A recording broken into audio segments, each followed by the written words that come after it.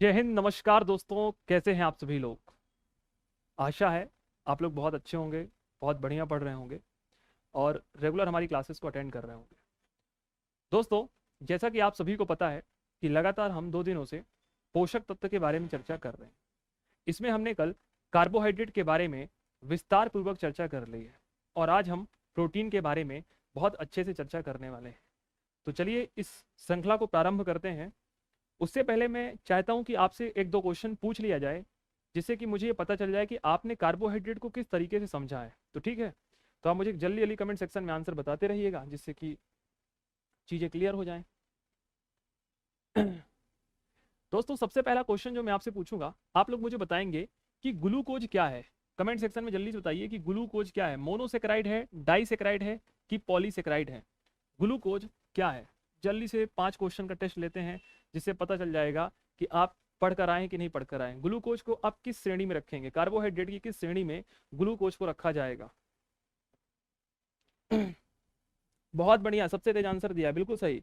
दोस्तों, अगर हम बात कर लेते हैं ग्लूकोज के बारे में, तो ग्लूकोज क्या है? पहली बात तो ये कार्बोहाइड्रेट है। क्या है दोस्तों? कार्बोहाइड्रेट है।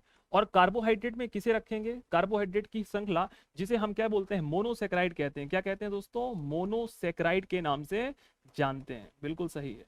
ठीक है। दोस्तों, दूसरा क्वेश्चन है कि शहद में कौन सी शर्करा पाई जाती है? शहद में कौन सी शर्करा पाई जाती है? शहद में कौन सी शर्करा पाई जाती है? बताइए कमेंट सेक्शन में जल्दी से आप लोग कि शहद में कौन सी शर्करा पाई जाती है। अब पढ़ा होगा, कल चीजें समझी होंगी क्लासेस को बहुत अच्छे तरीके से, तो आपको आंसर देने में कोई भी दिक्कत नहीं होगी। देखिए, मेरे पास आंसर आ चुका है। फ्रक्टोज यहाँ पे विद्यार्थी बता रहे हैं कि सर फ्रक्टोज पाई जाती है। बिल्कुल सही आप आंसर है क्या? बिल्कुल सही है सर, कि फ्रक्टोज कल आपने पढ़ाया है कि इसमें कौन सी शर्करा पाई जाती है? फ्रक्टोज शर्करा पाई जाती है। कैसी शर्करा पाई जाती है? फ्रक्टोज शर्करा पाई जाती है। अच्छा दोस्तों, मैं आपसे एक क्वेश्चन पूछ लूँ, थोड़ा यूनिक वाला। लेंगे आप लोग आंसर? कि अंगूर में कौन सी शर्करा पाई जाती है? कल भी पढ़ा चुका हूं दोस्तों कि अंगूर में कौन सी शर्करा पाई जाती है। अंगूर में कौन सी शर्करा पाई जाती है, जिसे हम ग्रेप्स शुगर के नाम से जानते हैं? जिसे हम ग्रेप्स शुगर के नाम से जानते हैं। बहुत बढ़िया, बहुत ही शानदार, अद्भुत आंसर आप लोग दे रहे हैं। दिल छू लिया। मतलब पढ़ कर आए हैं। जब आप पढ़ेंगे ना तो और अच्छा लगता है ऐसे विद्यार्थियों को पढ़ाकर। कौन सा दोस्तों? ग्लूकोज। ग्लूकोज को हम ग्रेप शुगर भी कहते हैं या ग्रेप शर्करा के नाम से जानते हैं। थोड़ा कंफ्यूजन था, इसलिए मैंने आपको बता दिया था कि जिससे आप एक बार चीजों को रिवीजन कर लेंगे प्रॉपर तरीके से, तो आपको आंसर में दिक्कत नहीं आएगी। ठीक है दोस्तों, आप मुझे बताएंगे कि जो मछली होती हैं, काकरोच होते हैं, इनकी बाह्य परत किसकी बनी होती है? चौथा क्वेश्चन है कि जो मछली हो गई एवं काकरोच हो गए, इनकी बाह्य परत किसकी बनी होती है? जो इनकी बाह्य परत होती है, इनकी बाह्य परत किसकी बनी होती है? किसकी बनी होती है? और अगर आप कमेंट सेक्शन में बताएंगे इस क्वेश्चन का आंसर तो बहुत अच्छा लगेगा, क्योंकि आपको मैं कल पढ़ा चुका हूं। बताइए, इसकी बाह्य परत किसकी बनी होती है? कमेंट सेक्शन में। बहुत बढ़िया, क्या बात है। मतलब ये लग रहा है कि आज विद्यार्थी पढ़ कर आए। शानदार, अद्भुत प्रदर्शन है आप लोगों का। काइटिन, बिल्कुल बिल्कुल, बहुत ही शानदार। दोस्तों, आप मुझे क्वेश्चन और बताइए। कल मैंने आप लोगों को पढ़ाया था कि ऐसी कौन सी शर्करा है जो हमारे शरीर में सबसे पहले या सरलतम अणु में टूट जाती है? या हम कहें ऐसी कौन सी शर्करा है जिसका सबसे सरलतम रूप देखने को मिलता है? जल्दी बताइए। सबसे सरलतम रूप देखने को मिलता है, जिसको डॉक्टर हॉस्पिटल में हमारे ऊपर ठोस देते हैं। अब बताओ, हिंट भी दे दिया आप लोगों को, अब तो बता ही दोगे। अरे वाह, बहुत शानदार आंसर दे दिया आप लोगों ने। क्या बात है सर, आप पूछ लो, कुछ भी पूछ लो, हम तो बिल्कुल पढ़ कर आए, एकदम घोंटा लगा कर आए हैं ना। ये बात। ऐसे कितने विद्यार्थी जिनके 5 में 5 सही है? हम रोज ये करने वाले हैं।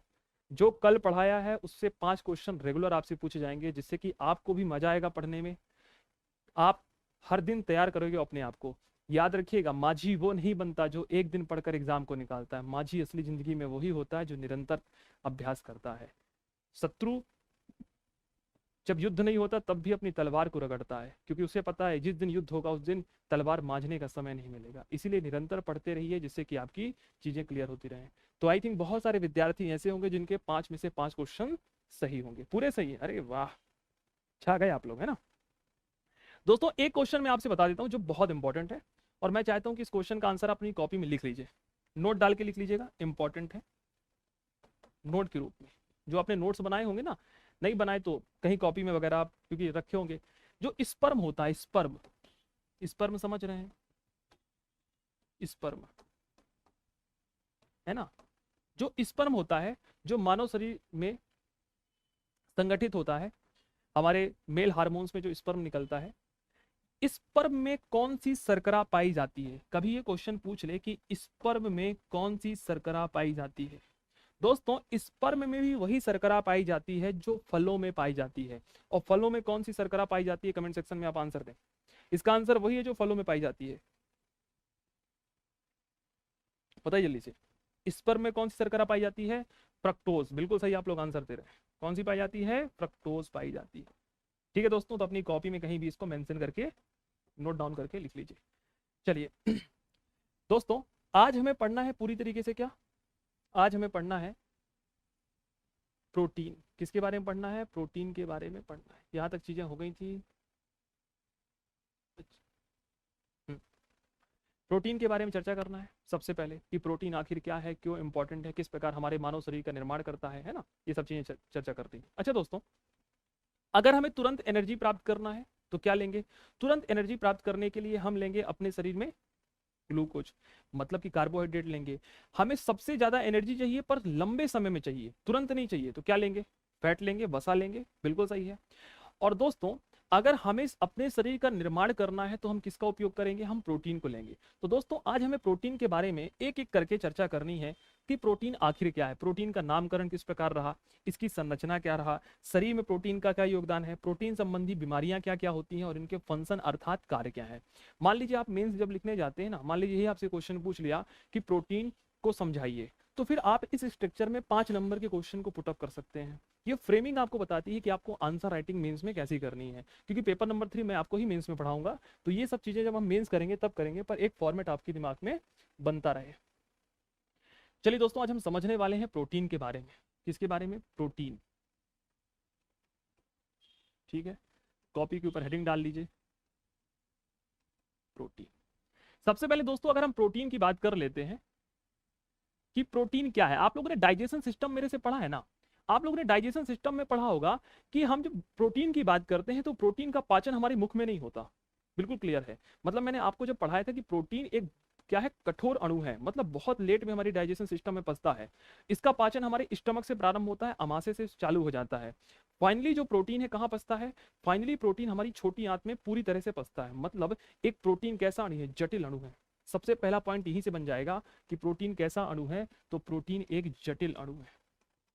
कैसा अणु है दोस्तों, प्रोटीन एक जटिल अणु की संरचना है। कैसी, जटिल अणु की संरचना है, मतलब ये बहुत कॉम्प्लेक्स है।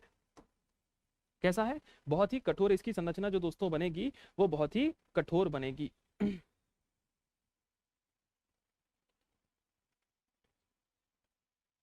ठीक है दोस्तों, अगर हम प्रोटीन की जब चर्चा कर लेते हैं तो प्रोटीन की अगर हम बात करते हैं तो कैसा है, ये आपके एक कॉम्प्लेक्स कंपाउंड के रूप में देखने को मिलता है। दोस्तों अगर हम प्रोटीन की बात करते हैं तो इसे खाद्य श्रृंखला में, इसे खाद्य श्रृंखला में, प्रोटीन को खाद्य श्रृंखला में प्रथम कोटि का माना जाता है। किसका माना जाता है, प्रथम कोटि का माना जाता है। अगर हम बात करते हैं तो खाद्य श्रृंखला में कार्बोहाइड्रेट आता है, वसा आता है, प्रोटीन आता है। अगर हम बात करें तो खाद्य श्रृंखला में सबसे पहला अगर जो प्राइमरी दर्जा मिला है वो किसे मिला है दोस्तों, वो मिला है आपके प्रोटीन को। किसे मिला है दोस्तों, प्रोटीन को मिला है। एक बात और याद रखिएगा, अगर हम प्रोटीन की संरचना की चर्चा करते हैं, किसकी, प्रोटीन की संरचना, तो ये जो प्रोटीन है, इस प्रोटीन में क्या क्या पाया जाता है। इस प्रोटीन में आपके कार्बन भी मिलेगा, क्या मिलेगा, कार्बन भी मिलेगा। इसमें आपके ऑक्सीजन भी मिलेगा, इसमें आपके ऑक्सीजन भी मिलेगा। इसमें आपके हाइड्रोजन भी मिलेगा, इसमें आपके हाइड्रोजन भी मिलेगा, पर इसमें एक जो सबसे महत्वपूर्ण चीज मिलती है वो है इसमें नाइट्रोजन पाया जाता है। क्या पाया जाता है? नाइट्रोजन पाई जाती है। तो एक बात और याद रखिएगा, इसीलिए ये बहुत क्या हो जाता है, कॉम्प्लेक्स हो जाता है, अर्थात हार्ड हो जाता है, क्योंकि इसमें नाइट्रोजन बेसिस पाए जाते हैं। तो एग्जाम में सीधा सीधा सा क्वेश्चन आएगा कि निम्नलिखित में से ऐसा कौन सा खाद्य पदार्थ है जिसमें नाइट्रोजन पाया जाता है? तो नाइट्रोजन दोस्तों प्रोटीन में पाया जाता है, इस बात को मेंशन करेंगे। ठीक है, क्या पाया जाता है? इसमें नाइट्रोजन पाया जाता है।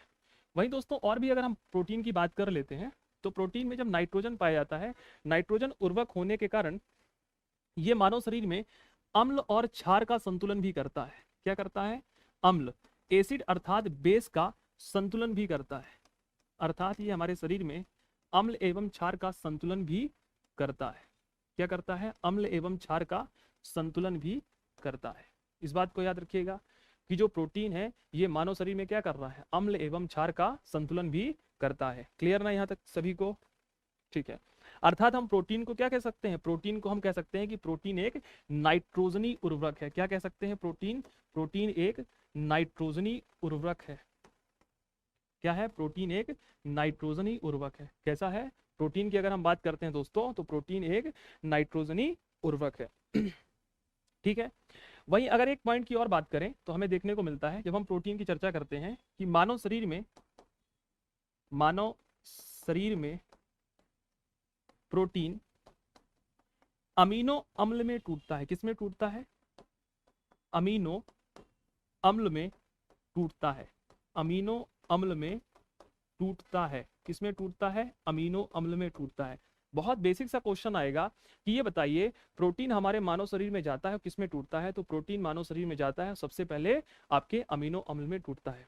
दोस्तों सबसे पहले आप मुझे बताइए कि आपको क्या मेरी राइटिंग समझ में आ रही है? राइटिंग समझ में आ रही है? बाकी मैं राइटिंग बहुत अच्छी लिखने की कोशिश कर रहा हूँ, पर अगर आपको ना आए तो मुझे बता दीजिएगा। वैसे मेरी राइटिंग को कहा जाता है कि अंधा भी पढ़ लेगा। अब आपको समझ में आ रही कि नहीं आ रही? वर्ड तो मैंने बहुत क्लियर रखे हैं, कहीं भी नहीं आए तो मेरे से पूछ सकते हैं, ऐसी टेंशन की बात नहीं है, पर मैंने क्लिस्टर कर रखा है, अंधा भी देख लेगा। तो मानव शरीर में प्रोटीन जो है अमीनो अम्ल में टूटता है। जब ये टूटेगा ना तो किस में टूटेगा? अमीनो अम्ल में टूटेगा। क्लियर है? हाँ क्लियर है, ओके ओके ओके। एक बात और भी याद रखिएगा, हम जब बात करते हैं किसके बारे में? प्रोटीन के बारे में बात करते हैं, तो प्रोटीन जो है इसमें आपको देखने को मिलता है। यहाँ तक की बात क्लियर हो गई? लिख लिया है आप लोगों ने? मैं आपके कमेंट देख पा रहा हूँ, बिल्कुल आ रही है ना? Okay okay. अब देखिए, मानव शरीर में जो प्रोटीन है किसमें टूटेगा? फाइनली प्रोटीन हमारे मानव शरीर में अमीनो अम्ल में टूटेगा। तो एग्जाम में सीधा सीधा क्वेश्चन बनेगा कि मानव शरीर में, जो मानव शरीर है, इस मानव शरीर में कुल कितने अमीनो अम्ल पाए जाते हैं? तो लिख लीजिए कि मानव शरीर में कुल 20 अमीनो अम्ल पाए जाते हैं। कितने अमीनो अम्ल पाए जाते हैं? 20 अमीनो अम्ल पाए जाते हैं। कितने अमीनो अम्ल पाए जाते हैं? 20 अमीनो अम्ल पाए जाते हैं। ये बहुत इंपॉर्टेंट फैक्ट है दोस्तों, इसको अपनी कॉपी में मेंशन कर लीजिए कि मानव शरीर में कुल कितने अमीनो एसिड पाए जाते हैं। तो मानव शरीर में कुल 20 अमीनो अम्ल पाए जाते हैं। कितने? 20। अब मैं 20 का फॉर्मेशन आपको बताऊंगा कि ये 20 का फॉर्मेशन हमारे शरीर में कैसे होता है। ठीक है, पुरानी क्लासेस क्यों नहीं चल रही हैं? पुरानी क्लासेस चलेंगी, आप बिल्कुल टेंशन मत लीजिए। पहले इसको लिख लीजिए। यहाँ तक की बात सभी को क्लियर हो गई होगी आई थिंक। चलिए अब देखिए, हम छोटी छोटी चीज़ों को अब साफ कर देते हैं जिससे कि आपको चीज़ें क्लियर हो जाए। तो बहुत समय लगा लेगा इसे साफ करने में, सीधे ही क्लियर कर देते हैं ना। चलो, किसके बारे में चर्चा कर रहे थे? प्रोटीन के बारे में। थोड़ा मेरे साथ साथ लिखते चलेंगे, बहुत समय दे रहा हूँ लिखने का, है ना। चलिए दोस्तों, अभी हमने एक बात में चर्चा की कि जो प्रोटीन है वो कितने अमीनो अम्ल से मिलकर बना है। कितने अमीनो अम्लों से मिलकर बना है? तो प्रोटीन के बारे में हमने बताया कि प्रोटीन जो है हमारे मानव शरीर में 20 या 20 अमीनो अम्ल से मिलकर बना है। 20 अमीनो अम्ल से मिलकर बना है। कितने अमीनो अम्ल से मिलकर बना है? 20 अमीनो अम्ल से मिलकर बना है। इस 20 की बात करते हैं दोस्तों, तो अगर हम इस 20 को तोड़ने की कोशिश करें तो इस 20 में 10 जो है दोस्तों, ये मानव शरीर में ये जो 10 अमीनो अम्ल हैं, 10 अमीनो अम्ल मानव जो शरीर है, मानव शरीर में 10 अमीनो अम्ल जो है मानव शरीर में क्या रहते हैं, पहले से रहते हैं, पहले से रहते हैं।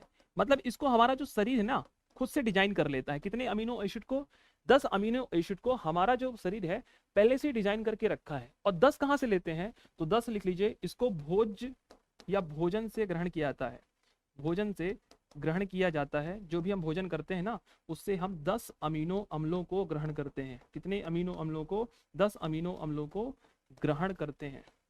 कितने अमीनो अम्लों को ग्रहण करते हैं दोस्तों, 10 अमीनो अम्लों को ग्रहण करते हैं।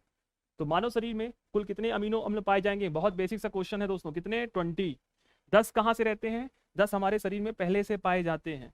और 10 कहाँ से रहते हैं दोस्तों, 10 हमारे शरीर में बाहर से, अर्थात जब हम जो चीजें बाहर से ग्रहण करते हैं ये यहाँ से देखने को मिलेंगे।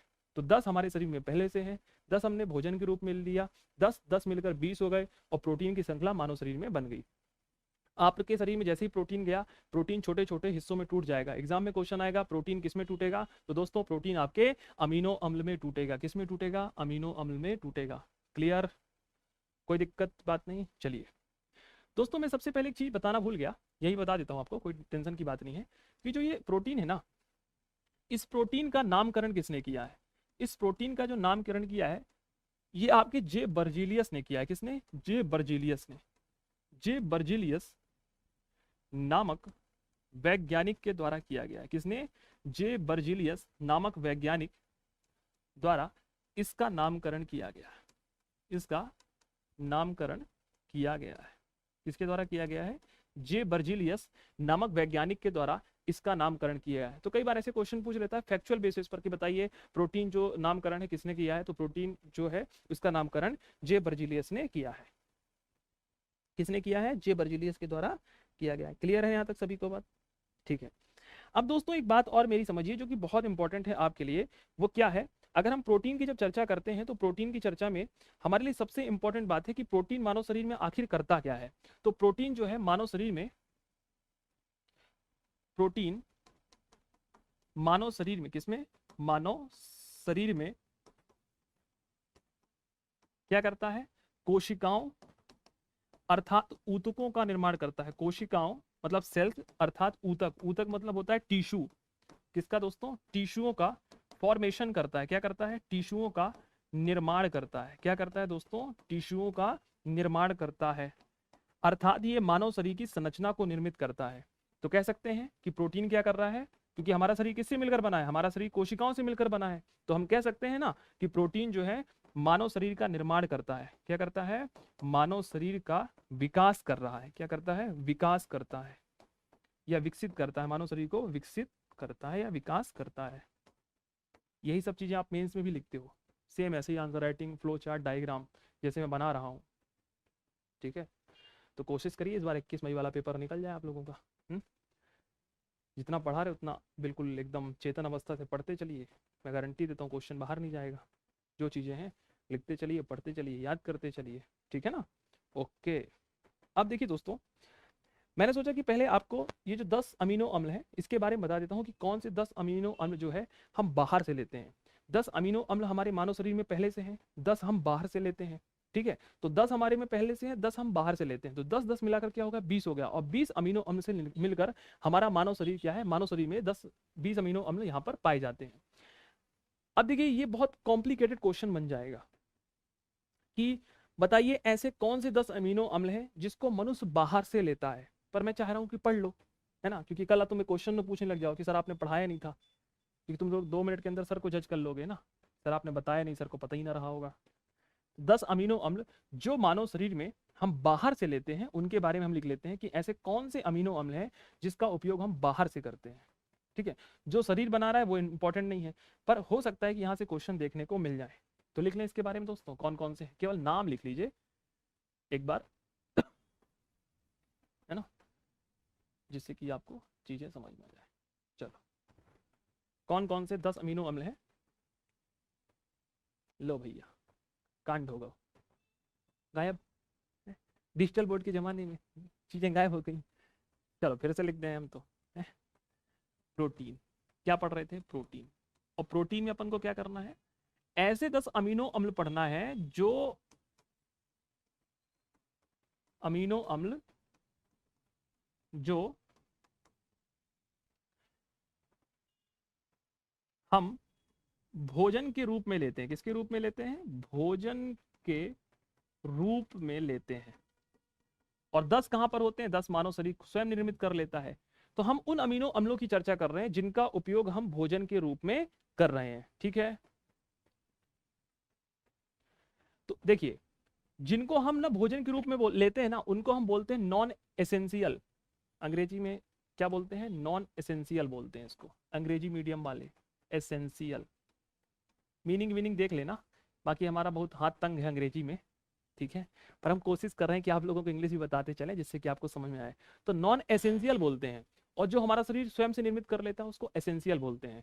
तो दो प्रकार के होते हैं, एसेंशियल और नॉन एसेंशियल। जो शरीर हमारा निर्मित कर लेगा वो 10 है, और जो हम बाहर से लेंगे वो भी 10 है। तो हम वो लिखवा रहे हैं जो हम भोजन के रूप में बाहर से लेते हैं। आप पनीर वगैरह खाते हो ना, जिससे प्रोटीन मिलता है, तो वो कौन कौन से 10 हैं उनके बारे में चर्चा कर लेते हैं। दोस्तों, अगर हम पहले की बात कर लेते हैं, जो हमारे शरीर में पाया जाता है उसका नाम है ल्यूसिन। क्या पाया जाता है? ल्यूसिन। जो हम भोजन के रूप में लेते हैं उसका नाम क्या है? ल्यूसिन। पहले का नाम है ल्यूसिन। दूसरे की अगर हम बात कर लेते हैं, दूसरे का नाम है आइसोल्यूसिन। आइसोल्यूसिन, दूसरे का नाम क्या है? आइसोल्यूसिन। तीसरे की दोस्तों अगर हम बात कर लेते हैं, तीसरे का नाम है वैलिन। तीसरे का नाम क्या है? वैलिन। इन तीनों का काम क्या है? इन तीनों का काम एक ही है, इसलिए मैंने इनको तीन एक साथ लिखवा दिया। पहले का नाम है ल्यूशन, दूसरे का नाम है आइसोल्यूशन, तीसरे का नाम है वैलिन। ये तीनों मिलकर एक ही चीज का काम करते हैं। क्या करते हैं? ये तीनों जो मिल जाएंगे तो एक ही चीज का काम करेंगे। ये क्या करते हैं? ये मानव शरीर को ताकत प्रदान करते हैं। क्या करते हैं? शरीर को ताकत प्रदान करते हैं। ताकत, इसके साथ साथ ये शरीर की सुरक्षा करते हैं। क्या करते हैं? शरीर की सुरक्षा करते हैं। तो याद रखिएगा, कभी आपसे पूछ रहे ना कि ल्यूशिन क्या है, आइसोल्यूशन क्या है, वैलिन क्या है। अब देखो, इसीलिए हॉस्पिटल में आइसोलेशन वार्ड होता है ना, आइसोलेशन वार्ड। वहां से आप इसको हिंट कनेक्ट कर सकते हैं। आइसोल्यूशन मतलब होता है सुरक्षा प्रदान करना। आइसोलेशन वार्ड में रखा जाता है, जैसे कोई बच्चा छोटा छोटा पैदा होता है, उसको बोलते हैं ना कि उसको आइसोलेशन वार्ड में रखा गया है, जहां पर वो स्वयं ऑक्सीजन नहीं ले सकता। तो ये सब चीजें क्या है? तीनों हमारी शरीर को सुरक्षा प्रदान करती हैं। अब चौथे की दोस्तों बात कर लेते हैं। फोर जो हमारे शरीर में है उसका नाम है आर्जिनिन प्रोटीन। कौन सा? आर्जिनिन, या आर्जिनिन भी से कहते हैं, आर्जिनिन प्रोटीन, जो हम बाहर से लेते हैं। ये सब जितने ले रहे हैं ना, सब बाहर वाले हैं। देखो लिखा है, हम जो भोजन के रूप में बाहर से ले रहे हैं। तो आर्जिनिन प्रोटीन की दोस्तों अगर हम बात कर लेते हैं, तो ये क्या करते हैं? आर्जिनिन जो प्रोटीन है ना, ये हमारे शरीर में हार्ट मतलब हृदय तथा ब्लड प्रेशर, हार्ट तथा बीपी को कंट्रोल करते हैं। जो हमारा हार्ट है ना, उसको संचालित करने का काम करेंगे, और साथ साथ बीपी को नियंत्रित करते हैं। बीपी मतलब ब्लड प्रेशर को नियंत्रित करते हैं। क्या करते हैं? ब्लड प्रेशर को नियंत्रित करते हैं। किसको नियंत्रित करते हैं?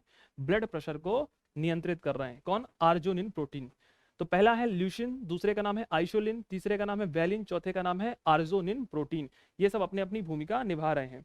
पांचवें का नाम है दोस्तों हिस्टिडिन। हिस्टिडिन कौन सा प्रोटीन? Histidine protein. ये हिस्टिडिन प्रोटीन की भी एक बहुत अच्छी भूमिका है दोस्तों। ये क्या करता है? अगर हम इसकी बात कर रहे हैं तो ये हमारे शरीर में एलर्जी, एनीमिया और मानव शरीर में अल्सर को रोकता है। किसको किसको रोकता है? तीन चीजों को रोकने का काम करेगा। बात ध्यान से समझिएगा, एलर्जी को रोकेगा, एनीमिया को रोकेगा, और अल्सर नामक बीमारी को रोकने का काम करता है हिस्टिडिन प्रोटीन। कौन सा दोस्तों? Histidine protein. ठीक है, कौन सा प्रोटीन है? हिस्टिडिन प्रोटीन है। उसके पश्चात बात कर लेते हैं मिथोओनिन की। मिथोओनिन कौन सा प्रोटीन है? मिथोओनिन प्रोटीन है। तो मिथोओनिन प्रोटीन की दोस्तों अगर हम बात करते हैं, तो ये हमारी लीवर संबंधी बीमारियों को ठीक करता है। क्या करता है? लीवर संबंधी और साथ साथ यूरिन संबंधी बीमारियों को ठीक करता है। यूरिन संबंधी बीमारियों को ठीक करता है। याद रखेंगे इस बात को। किसको किसको? लीवर तथा यूरिन संबंधी बीमारियों को ठीक करने का काम करता है मिथोओनिन। मिथोओनिन क्या है? तो मिथोओनिन दोस्तों एक प्रोटीन है। इसके पश्चात आता है थियोओनिन। कौन सा? थियोओनिन। ये भी एक प्रोटीन है। पहले हमने पढ़ा मिथोओनिन, अब हम पढ़ेंगे थियोओनिन। थियोओनिन की दोस्तों अगर हम बात करते हैं तो ये भी हमारे शरीर में यूरिया का या जो यूरिन है उसको संचालित करता है। क्या करता है? यूरिन को संचालित करता है। ठीक, किसको संचालित करता है? यूरिन को संचालित करता है। एक बात और याद रखिएगा, जो ये थियोओनिन है ना, ये आपको एक चीज में और मिलता है। जो आप चाय पीते हैं, चाय, टी, ये चाय में भी पाया जाता है। तो लिख लीजिएगा अपनी कॉपी में जस्ट बगल में कि थियोओनिन जो है ये आपके चाय में भी मिलता है। साथ समझ में आ गई? नाम कठिन है, बायोलॉजी है, थोड़ा रटना पड़ेगा आपको, पर कोई दिक्कत की बात नहीं है। ये जब बायोलॉजी ने अपना स्तर पार कर दिया, बाउंस कर दिया गेंद को, थोड़ा मैं हाइब्रिड पढ़ा रहा हूँ, पहले बता चुका हूँ। ये आपको बाकी चीजें जो है ना, जो नीट वगैरह करते हैं उसमें रहता है, पर हाँ आप इसको एक बार पढ़ लेंगे, थोड़ा सा एक बार रीड भर कर लेंगे तो आपको चीजें क्लियर हो जाएंगी। क्योंकि नाम देखिए बड़े मिलते जुलते हैं। ल्यूशिन है, फिर आइसोलिनिन है, ये दो याद हो जाएंगे। वेलिन, वेलिन आपको याद हो जाएगा, वैली डांस से याद कर लेना, वैली डांस होता है। फिर आर्जिनिन, किसी से अर्जित करना, है ना। हिस्टिडिन याद हो जाएगा, स्टडी करना तो हिस्टिन लगा देना। फिर मिथियोनिन याद कर लेना, तो मिथिन हटा देना तो थियोनिन हो जाएगा। तो बहुत बेसिक से हैं, थोड़ा सा इसको एक बार आप याद कर लीजिएगा। चांदनी कह रही सर आप ये क्या बता रहे हो? चांदनी कह रहे बेटा, चांदनी में ये प्रोटीन है ना, प्रोटीन जो है मानव शरीर में जब जाता है अमीनो एसिड के रूप में टूटता है। मानव शरीर का निर्माण जो हुआ है वो मानव शरीर में कुल हमें 20 अमीनो एसिड चाहिए। 10 मानव शरीर के अंदर पहले से हैं, 10 हम बाहर से लेते हैं। जो 10 हम बाहर से लेते हैं ना वो ये हैं। ये जो हम लिख रहे हैं ना ये पहले लिखा हुआ है। देखिए अनपढ़ भी पढ़ लेगा, जिसको दिखेगा ना वो भी इस बात को जान लेगा कि 10 अमीनो अम्ल जो हम भोजन के रूप में लेते हैं। एकदम क्लियर कर लिया है आप लोगों को। फिर से मैंने कहा ना कि अंधा भी देख लेता है, टेंशन नहीं लेना है, सब देखो लिखा हुआ है, एक बार उसको अच्छे से पढ़ो। 10 अमीनो अम्ल जो हम भोजन के रूप में लेते हैं। आप लोग क्या 15-20 मिनट बाद आते हो जब क्लास चालू हो जाती है? ठीक है, 7 क्लियर हो गए सभी को यहाँ पर। अब जगह नहीं बची, मिटाना पड़ेगा। मिटा दे, बड़ा दुख होता है जब लिखने के बाद मिटाना पड़े। यहाँ पे लिखे देते हैं 8वां पॉइंट, तो है ना, 8वें पॉइंट को ही लिखे देते हैं। 8वां पॉइंट है फिनाइल एलिन। फिनाइल की गोलियां आती हैं, फिनाइल एलिनिन, एलिनिन। तो फिनाइल एलिनिन की दोस्तों अगर हम बात करते हैं तो फिनाइल एलिनिन जो है ये बहुत इंपॉर्टेंट है दोस्तों। क्यों इंपॉर्टेंट है? क्योंकि ये हमारे जो शरीर में ना डिप्नोनिन, किसको? डिप्नोनिन, लिख लीजिए। फिनाइल एलोनिन जो है ये मानव शरीर में क्या करता है? डिप्नोनिन तथा सीरोटोनिन, किसको? सीरोटोनिन, किसको? सीरोटोनिन, नाम कठिन है। डिप्नोनिन तथा सीरोटोनिन क्यों इंपॉर्टेंट है? कभी कभी आप लोगों ने देखा होगा ना कि कुछ व्यक्ति क्या करते हैं, इतनी बड़ी बड़ी बातें करेंगे, मतलब तनाव वाली बातें करते हैं, डिप्रेशन वाली। जब व्यक्ति डिप्रेशन वाली बात करने लग जाए ना तो समझ लेना कि उसकी शरीर में दो चीज कमी हो गई है। पहला डिप्नोनिन की कमी हो गई है और दूसरा सीरोटोनिन की कमी हो गई है। जिसके शरीर में डिप्नोनिन और सीरोटोनिन की कमी हो जाएगी वह व्यक्ति निगेटिव बातें करेगा। और कुछ लोग ऐसे होते हैं जीवन काल ही उनका पूरा गुजर जाता है, 70 साल 80 साल जिए, निगेटिव ही निगेटिव बात करते हैं। और कुछ लोगों को देखा होगा बहुत सकारात्मक होते बात करते हैं।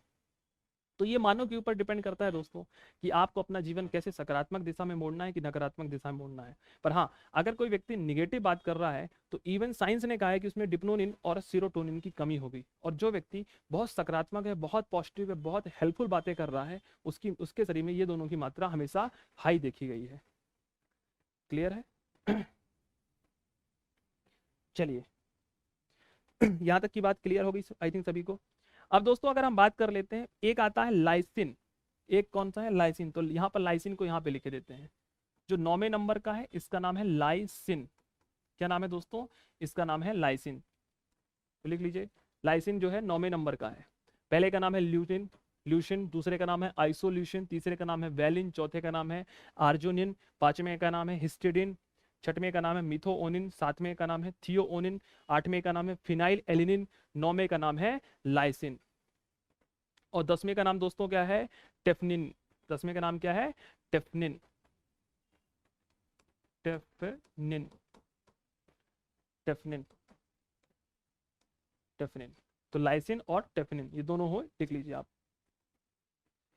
ये दोनों इंपॉर्टेंट इसलिए हैं क्योंकि अगर लाइसिन की शरीर में मात्रा कम हो जाएगी तो कई बार आप लोगों ने देखा होगा व्यक्ति के ओंठ फटने लगते हैं। तो ओंठों का किनारे की तरफ से फटना, जो ओंठ होते हैं ना, इन ओंठों का किनारों की तरफ से फटना, यहाँ से ओंठ फटने लग जाते हैं किनारे किनारे साइड से, तो वो लाइसिन के कारण फटते हैं। गाँव में देखा होगा कि कुछ लोग अपने नहाते समय, नहाने के बाद गुदी में तेल लगाते हैं। उनका मानना है कि गुदी में तेल लगाने से जो है ओंठ ओंठ बड़े चमकदार रहते हैं। अब क्या लॉजिक इसका पता नहीं। टेफ्लिन की अगर हम बात कर लेते हैं, टेफ्लिन जो है मानव शरीर में निद्रा को कंट्रोल करता है। किसको? नींद को, स्लीप को कंट्रोल करता है, अर्थात निद्रा को नियंत्रित करता है। निद्रा को नियंत्रित करता है। किसको नियंत्रित करता है? निद्रा को नियंत्रित करता है। ठीक है, यहां तक की बात सबको क्लियर होगी आई थिंक, है ना?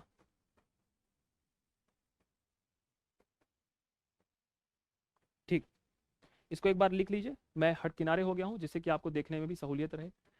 स्क्रीन कॉपी में लिख लीजिए, अपनी कॉपी में। कोई दिक्कत हो तो पूछ सकते हैं, 10 में आपको कोई दिक्कत हो। कोयल जी कह रही है कि सर आपने कैसे याद किया? कोयल जी, एग्जाम आपको देना है, मेरे को नहीं देना है। मेरे को याद होंगे या ना याद होंगे कोई दिक्कत की बात नहीं, आपको जरूर याद हो जाना है क्योंकि आपको एग्जाम देना है।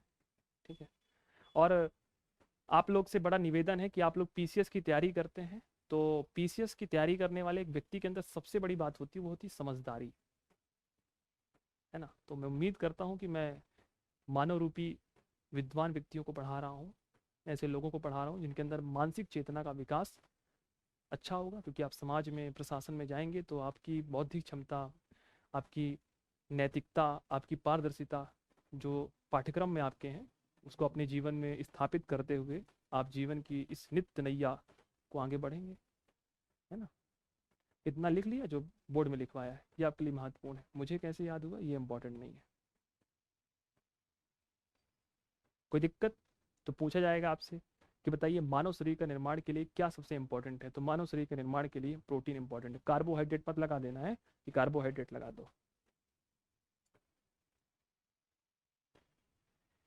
लाइनिन की बात कर रहे हैं। लाइसिन जो है दोस्तों, जो आपके ओंठ होते हैं ना किनारे, लिप्स जिसे बोलते हैं, किनारे किनारे किसी के फट जाते हैं, ये विटामिन की कमी से भी होता है ऐसा। हालांकि ये लाइसिन के कारण भी होता है। एक ही बीमारी के लिए बहुत सारे फैक्टर निर्धारित होते हैं, बहुत सारे।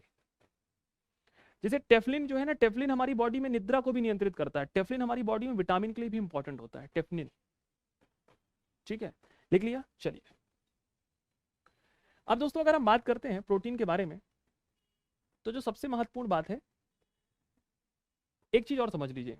तो हमने प्रोटीन के बारे में पढ़ लिया। अब प्रोटीन में भी एक चीज जो इंपॉर्टेंट है, मैं आपको उस दिन बताने वाला था, जिस मैंने कहा था कि जब आपको प्रोटीन पढ़ाऊंगा तब पढ़ाऊंगा, मेटाबॉलिज्म क्रिया, अगर आपको याद होगा उपापचयी क्रिया है। तो आज हमें चर्चा कर लेना है प्रोटीन के बारे में। प्रोटीन में 2 प्रोसेस, हमेशा एक बात याद रखिएगा। जब मैंने आपको प्रोटीन पढ़ाया था तो मैंने आपसे एक बात कही थी कि मैं आपको उपापचयी क्रियाओं के बारे में बताऊंगा कि ये उपापचयी क्रियाएं क्या होती हैं। कौन सी क्रियाएं? उपापचयी क्रियाएं, जिसे हम मेटाबॉलिज्म क्रिया कहते हैं। क्या बोलते हैं? मेटाबॉलिज्म प्रोसेस कहते हैं। क्या कहते हैं दोस्तों? इसे मेटाबॉलिज्म प्रोसेस के नाम से जानते हैं। देखिए दोस्तों, मेटाबॉलिज्म प्रोसेस जो है ना, ये 2 प्रकार की होती है। एक होती है एनाबॉलिज्म, एक होती है एनाबॉलिज्म प्रोसेस, और एक होती है catabolism process. Catabolism process. Anabolism और कैटाबॉलिज्म में क्या फर्क है, जिसे हम उपापचयी क्रियाओं के नाम से जानते हैं? आप कहोगे सर इसका हिंदी क्या होता है? बेटा हिंदी मत याद करो, कंफ्यूज जाओगे, इंग्लिश में पढ़ लो, सबसे अच्छी बात। उपापचयी क्रियाएं हमारे लिए क्यों इंपॉर्टेंट है, जान लीजिए। ये 2 फैक्टर होते हैं। उपापचयी क्रियाएं की 2 भाग हैं, एक है एनाबॉलिज्म, दूसरे का नाम है कैटाबॉलिज्म। एनाबॉलिज्म और कैटाबॉलिज्म, इसके नाम से ही दोनों चीजें क्लियर हो जाएंगी। कैसे? देखिए, अगर दोस्तों मैं बात करता हूं एनाबॉलिज्म के बारे में, तो एनाबॉलिज्म क्या करता है? एनाबॉलिज्म का काम है जोड़ना। क्या काम है इसका? काम है जोड़ना। क्या काम करना? जोड़ना। और कैटाबॉलिज्म की दोस्तों अगर हम बात करें, तो कैटाबॉलिज्म का काम है शरीर को, मतलब काम है कि शरीर में रहकर कुछ चीजों का तोड़ना, ब्रेक करना। एक का काम है जोड़ना, दूसरे का नाम है तोड़ना। एक जो है चीजों को प्लस कर रहा है, जोड़ रहा है, और एक चीज जो है मानव शरीर में कुछ चीजों को तोड़ रहा है। अब ये बताओ कि आप भोजन करते हो? बिल्कुल सर। भोजन मुख में जाता है तो दांत जो है भोजन को तोड़ते हैं। दांत हैं जो है आपके 32 दांत मानव शरीर में है, किसी कम हो सकते हैं, किसी के 32 हो सकते हैं। तो दांत क्या करते हैं? भोजन को छोटे छोटे हिस्से में तोड़ देते हैं। ये भोजन का कैसी क्रिया है? ये भोजन की फिजिकल प्रोसेस है, भौतिकी क्रिया है। पर जब भोजन मुख में विभिन्न प्रकार की लार ग्रंथियों के माध्यम से, एंजाइमों के माध्यम से उस पेट के अंदर जाता है, छोटी आंत में जाता है, तो वहां पर उसकी केमिकल प्रोसेस होती है। केमिकल प्रोसेस में भोजन छोटे छोटे हिस्सों में टूटता है। टूटना क्या है? टूटना कैटाबोलिज्म प्रोसेस है। तो कभी आपसे पूछेगा कि पाचन तंत्र में कौन सी प्रोसेस होती है, तो दोस्तों डाइजेशन सिस्टम अर्थात पाचन तंत्र में आपके कैटाबोलिज्म होता है। याद रखिए क्या होता है? कैटाबोलिज्म होता है। अब एक बात याद रखिए, बहुत बेसिक सी चीजों को समझना, आप इसको समझ लिए ना तो टेंशन की बात नहीं है। आपने जब भोजन किया तो ये भोजन में आपके मान लो प्रोटीन गया होगा कि नहीं गया होगा? सर बिल्कुल गया होगा। हमने भोजन के रूप में मान लीजिए पनीर की सब्जी ली, पनीर खाया, प्रोटीन खाया। अब ये प्रोटीन जो है किस में टूटेगा? ये पनीर जो है इसमें प्रोटीन पाया गया, और ये सर प्रोटीन टूट गया अमीनो अम्ल में। कितने अमीनो अम्ल में? सर बहुत सारे अमीनो अम्ल में टूट गया। टूटा कि नहीं टूटा पहले समझो, लिखना नहीं है। पनीर में क्या पाया गया? प्रोटीन पाया गया। प्रोटीन में क्या होता है? प्रोटीन जब ये ब्रेक होगा तो ये अमीनो अम्ल में टूटेगा कि नहीं टूटेगा? बिल्कुल सर टूटेगा। और जब ये टूटेगा तो बहुत सारे अमीनो अम्ल में टूटेगा। तो 10 तो मानव शरीर में पहले से अमीनो अम्ल हैं। क्या है? 10 जो है हमारे शरीर में पहले से अमीनो अम्ल हैं। और 10 क्या है? 10 अब हमारे मानव शरीर में जब हमने प्रोटीन टूटा, जब हमने भोजन किया, तो 10 जो है टूटने के बाद हमारे पास क्या हो गए? हमारे पास शरीर में प्रवेश कर गए। 10 पहले से थे, 10 भोजन के रूप में मिल गए। तो अभी बताओ 10 अमीनो अम्ल और 10 जो आपने भोजन के रूप में किया है, प्रोटीन किया है, पाचन उसका हुआ है, वो प्रोटीन अमीनो अम्ल में टूटेगा। तो 10 पहले से थे, 10 भोजन के रूप में मिल गए। तो 10 और 10 मिलकर क्या हो रहे हैं? जुड़ रहे हैं कि नहीं जुड़ रहे हैं? जुड़ रहे हैं। और जुड़ने को क्या बोलते हैं? एनाबोलिज्म कहते हैं। तो मैं क्या कह सकता हूं कि प्रोटीन जो है, प्रोटीन में कौन सी प्रोसेस होती है? प्रोटीन के अमीनो अम्ल में, प्रोटीन के अमीनो अम्ल में कौन सी प्रोसेस होती है? एनाबोलिज्म होता है। कह सकते हैं कि नहीं कह सकते कि प्रोटीन जो है मानव शरीर में जाता है, 10 पहले से थे, 10 भोजन के रूप में गए, तो 10 और 10 मिलकर 20 हो गए। अर्थात प्रोटीन के अमीनो अम्ल ने शरीर में एनाबोलिज्म की प्रोसेस की। कितने लोगों को समझ में आ रहा है? कौन सी प्रोसेस की? एनाबोलिज्म की प्रोसेस की। और जो आपने भोजन किया, भोजन छोटे छोटे हिस्सों में टूट गया, ये कौन सी प्रोसेस हुई? ये कैटाबोलिज्म। तो कैटाबोलिज्म का तात्पर्य है तोड़ना, एनाबोलिज्म का तात्पर्य है जोड़ना। ये दोनों अपने अपना अलग अलग कार्य कर रहे हैं डाइजेशन सिस्टम में। ठीक है दोस्तों, एक बात और याद रखिएगा, इसमें एक एग्जांपल मैं आपको समझा देता हूं। किसमें? एनाबोलिज्म में। देखो एनाबोलिज्म में आप लोगों ने देखा कि जो हमारा आपने भोजन किया था, भोजन क्या है? छोटे छोटे हिस्सों में आपके टूटा, उसमें कार्बोहाइड्रेट भी था कि नहीं था? अब क्या हुआ कि कार्बोहाइड्रेट जब टूटा तो ग्लूकोज के रूप में टूटा, शर्करा के रूप में टूटा। तो माइटोकॉन्ड्रिया ने क्या कर दिया? माइटोकॉन्ड्रिया ने आपके जो कार्बोहाइड्रेट है, इस कार्बोहाइड्रेट को लेकर 30 एटीपी का निर्माण कर दिया। एक ग्लूकोज 30 एटीपी, याद होगा कल वाली क्लासेस कि एक ग्लूकोज के फॉर्मेशन से हमें 30 एटीपी एनर्जी मिलती है। तो हम कह सकते हैं कि जो कार्बोहाइड्रेट का भी फॉर्मेशन हो रहा था बॉडी में, किसका? कार्बोहाइड्रेट का जो फॉर्मेशन हो रहा था 30 एटीपी के रूप में, ये भी कैसी प्रोसेस है? ये भी तो एक आपके एनाबोलिज्म की प्रोसेस है। क्योंकि एक ग्लूकोज जब ब्रेक हो रहा था, तो ग्लूकोज का ब्रेक होना कार्बोहाइड्रेट आपके कैसा? कैटाबोलिज्म है। पर उससे जो 30 एटीपी बॉन्ड बन रहा है, वो बॉन्ड कैसी प्रोसेस है? 30 एटीपी की जो बॉन्ड है, ये आपके एनाबोलिज्म की प्रोसेस है। कैसी प्रोसेस है? एनाबोलिज्म की प्रोसेस है। एक बात और समझिए, आप श्वसन लेते हैं, कर रहे हैं ना? आप जो श्वसन करते हैं तो आप क्या ऑक्सीजन लेते हैं? नहीं, बहुत सारी चीजें लेते हैं। आप ऑक्सीजन भी लेते हैं, कार्बन डाइऑक्साइड भी लेते हैं, बहुत सारी गैसें छोटी छोटी मात्रा में चली जाती हैं। पर ये शरीर क्या करता है? ये शरीर, आपने बहुत सारी गैसें आपके शरीर के अंदर चली गई, उसमें से ऑक्सीजन को निकाल लेता है ना, CO2 को छोड़ देता है। तो ऑक्सीजन को निकालना, CO2 को छोड़ना, अलग अलग करना, अर्थात श्वसन की प्रोसेस कैसी है? अर्थात श्वसन की प्रोसेस भी तो कैटाबोलिज्म की प्रोसेस है। उससे अच्छी अच्छी चीजों को निकाल दो, खराब खराब को फेंक दो, कैटाबोलिज्म। खराब खराब को मिलाकर जोड़ दो, एनाबोलिज्म। कितने लोगों को समझ में आ रहा है?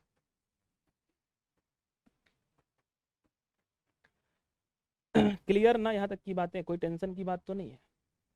बहुत बेसिक सी चीजें हैं, पढ़ लिया तो कोई टेंशन की बात ही नहीं। हाँ, एनाबोलिज्म, कैटाबोलिज्म, बहुत सिंपल सी बात है कि मानव शरीर में जो प्रोटीन है, इस प्रोटीन का फॉर्मेशन अमीनो एसिड के रूप में होता है। ये कैसी प्रोसेस है? ये एनाबोलिज्म की प्रोसेस है। डाइजेशन सिस्टम कैसी प्रोसेस है? डाइजेशन सिस्टम आपके कैटाबोलिज्म प्रोसेस है। बेसिक से क्वेश्चन थे, इसको आप बना लिए होंगे आई थिंक। चलिए अब दोस्तों अगर हम बात कर लेते हैं प्रोटीन के बारे में, लगातार हम प्रोटीन के बारे में ही चर्चा कर रहे थे कि प्रोटीन का फॉर्मेशन क्या होता है, किस प्रकार होता है, किस प्रकार ये सब चीजें चल रही है ना।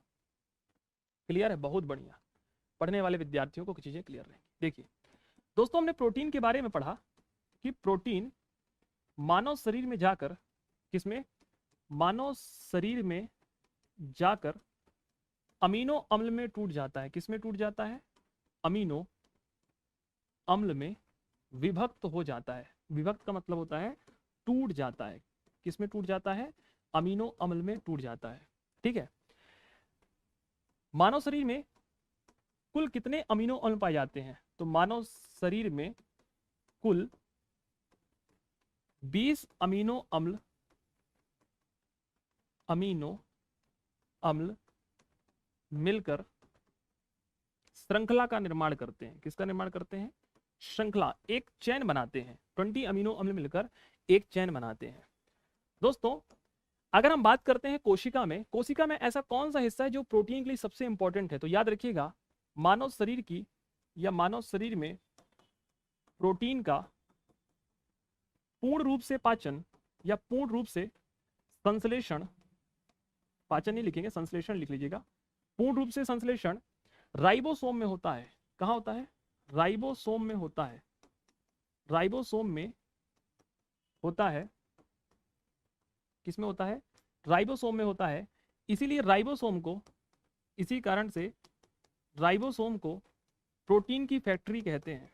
इसीलिए राइबोसोम को प्रोटीन की फैक्ट्री कहा जाता है। क्या कहा जाता है?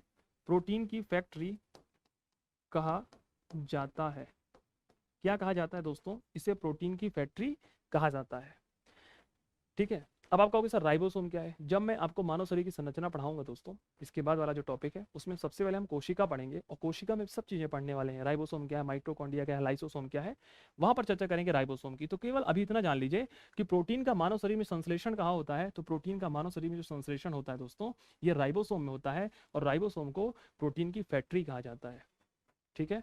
हम चर्चा करेंगे जब इसको राइबोसोम पढ़ेंगे कि mRNA होते हैं, tRNA होते हैं, राइबोसोम के भी बहुत सारे फैक्टर हैं जो है, क्योंकि आरएनए का फंक्शन क्या, वो कहेंगे सर राइबोसोम में आरएनए का क्या कल्चर है। बहुत इंपॉर्टेंट है। आरएनए नहीं होगा तो राइबोसोम में प्रोटीन का संश्लेषण ही नहीं होगा। तो जब ये कोशिका वाले सेक्टर में इसको क्लियर करेंगे, ये तो बहुत बड़ा, ये जो प्रोटीन है इससे फिर कोशिका वाला सेक्टर चालू हो जाएगा, तो अभी आप क्या है टॉपिक से भटक जाएंगे। ठीक है, तो इसको लिख लीजिए। इसके साथ साथ एक बात और याद रखिएगा, अगर हम प्रोटीन की बात करते हैं तो मानव शरीर में अगर हम प्रोटीन की बात करें तो प्रोटीन कैसे उर्वरक है? प्रोटीन एक नाइट्रोजनी उर्वरक है। इसके बारे में हम चर्चा कर चुके हैं कि प्रोटीन कैसे है, एक नाइट्रोजनी उर्वरक है। ठीक है। अब एक बात याद रखिएगा, जो ये प्रोटीन है ना, प्रोटीन के एक अणु के टूटने से, एक अणु के टूटने से हमें 4.3 कैलोरी ऊर्जा मिलती है। कितनी ऊर्जा मिलती है? 4.3 कैलोरी ऊर्जा मिलती है। और कार्बोहाइड्रेट टूटेगा तो कार्बोहाइड्रेट से कितनी एनर्जी मिलेगी? 4.2 की। मतलब कि सर जी 4.3 इससे मिल रही है और 4.2 उस कार्बोहाइड्रेट से मिल रही है, तो सर प्रोटीन का ही सेवन क्यों ना कर लें? कार्बोहाइड्रेट से अच्छा तो प्रोटीन है, ये 4.3 दे रहा है। मैंने कहा बेटा प्रोटीन का पाचन बहुत लेट होता है, छोटी आंत तक भी जाता है। इतना खतरनाक है ना कि छोटी आंत को अपने पूरे एंजाइम को निकालना पड़ता है, तब ये पाचन होता है। कार्बोहाइड्रेट मुंह से ही पचना चालू हो जाता है स्टार के फॉर्मेट में, इसलिए कार्बोहाइड्रेट को अपन सबसे पहले लेते हैं। अगर मैं आपसे एक यहाँ पर चीजें समझाऊं तो हम एक बात कह सकते हैं क्या? देखिए क्या कह सकते हैं यहाँ पर, एक बात कह सकते हैं कि मानव शरीर में ऊर्जा का स्तर, अगर कभी आपसे पूछ ले कि मानव शरीर में ऊर्जा का स्तर अगर श्रृंखला वाइज चलेंगे तो कौन सबसे ज्यादा देगा? सबसे ज्यादा देगा वसा, फैट। 9.2 या 9.3 का रेशियो है वसा का। अब सेकंड स्थान पर आएगा प्रोटीन 4.3, और थर्ड स्थान पर आएगा कार्बोहाइड्रेट। कौन आएगा? कार्बोहाइड्रेट। कितना? 4.2। ये श्रृंखला कितने लोगों को समझ में आ रही है कि सबसे ज्यादा ऊर्जा का स्तर किसमें रहेगा? सबसे ज्यादा एनर्जी कौन देगा? वसा। 9.3 से लेकर 9.5 चलेगा। Protein 4.3, carbohydrate 4.2। अब एक समझना, सबसे ज्यादा ये देंगे, पर सबसे जल्दी, अब सबसे तीव्रता वाला लिख लो कि सबसे तीव्रता में ऊर्जा कौन देगा। अगर हमें सबसे तीव्रता में एनर्जी चाहिए या ऊर्जा चाहिए, दिख रहा है ना, हाँ दिख रहा है, सबसे तीव्रता में एनर्जी चाहिए तो कौन देगा, सबसे तीव्रता में एनर्जी कार्बोहाइड्रेट। कौन देगा, कार्बोहाइड्रेट देगा। इस बात को याद रखिएगा, कार्बोहाइड्रेट हमें तुरंत एनर्जी प्रदान कर देगा। क्या कर देगा, कार्बोहाइड्रेट हमें तुरंत एनर्जी प्रदान करेगा। अब कहोगे कि सर दूसरे स्थान में प्रोटीन आ जाएगा, मैंने कहा फिर गलत कर दिए, क्योंकि प्रोटीन का पाचन सबसे लेट होगा तो प्रोटीन नहीं आएगा। तो फिर सर बचा वसा, बिल्कुल सही सोच रहे हो। अब क्या बचेगा, वसा। वसा हमें कार्बोहाइड्रेट के बाद जल्दी एनर्जी देगा, और सबसे लेट एनर्जी जो देता है ये होता है प्रोटीन। इसीलिए जो लोग सयाने वयाने हो जाते हैं ना, गांव वाँव में पंगत वंगत में बढ़िया भोजन वोजन हुई, दूसरे की शादी वादी में गए, अब पनीर मिली है एकदम बिल्कुल भौकाल वाली है, लीवर डाइजेशन सिस्टम काम नहीं कर रहा, अब खा लिए एकदम बिल्कुल भौकाल मारे, है ना। अब क्या होने वाला है, दूसरे दिन लई के लुटिया गए खेतहन में बैठे हैं, काहे बोले ना आज बड़ा पेट खराब है, आज तो ना हो पाई, कहीं ना रमनिया की अम्मा बना बाहो छाछ, कम से कम छाछ वाछ पी तो पेट ठीक रहा है। काहे, कार्बोहाइड्रेट, आपने प्रोटीन तो ले लिया बढ़िया, पनीर वनीर खाए, अब दूसरे दिन लघु शंका की प्रॉब्लम है, लीवर कमजोर है, और प्रोटीन का पाचन एकदम लेट में होगा, और प्रोटीन क्या है, पूरे आपके डाइजेशन सिस्टम को हिला कर रख देगा। समझ रहे हैं ना, एग्जाम में टू द पॉइंट के रूप में इसको लिख लीजिए, टू द पॉइंट।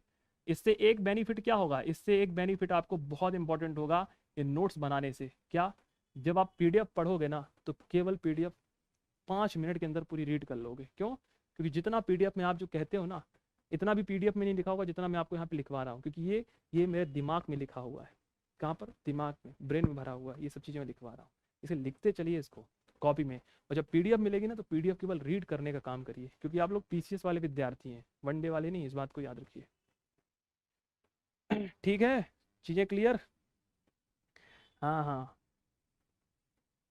अब चलिए दोस्तों, अगर हम बात कर लेते हैं, ये तो हमने सब चीज़ें कंप्लीट कर ली और बहुत अच्छे तरीके से इसको पढ़ लिया, है ना।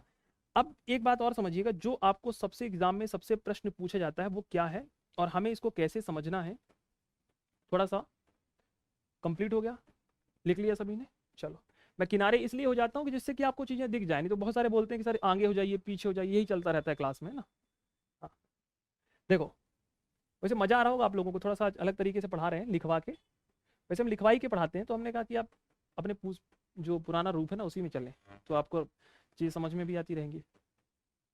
हम पढ़ रहे थे प्रोटीन, कार्बोहाइड्रेट तो नहीं पढ़ रहे थे, प्रोटीन ही पढ़ रहे थे ना। चलो, अब एक बात समझना दोस्तों, ये प्रोटीन जो है ना, अभी बताओ, ये प्रोटीन जो है ये बड़ा खतरनाक है, क्योंकि हमारे मानव शरीर का निर्माण कर रहा है। तो मैं अगर एक डिब्बे में इसको ले लूं और मैं कहूं ये पूरा डिब्बा प्रोटीन है, ये जो आपको दिख रहा है सर्कल, ये पूरा सर्कल क्या है, प्रोटीन है। और इस सर्कल में ये छोटी सी चीज है एंजाइम। क्या है, ये छोटी सी चीज एंजाइम है। ये छोटी सी चीज क्या है दोस्तों, ये छोटी सी चीज है आपके एंजाइम। और इसी में एक चीज मैं और बना दूं, ये इसका नाम है दोस्तों हार्मोन्स। क्या नाम है, हार्मोन्स। दोस्तों आप लोगों ने सबने रीजनिंग तो पढ़ रखी होगी बखूबी से, नहीं पढ़ रखी, पढ़ रखी होगी ना आप लोगों ने तो।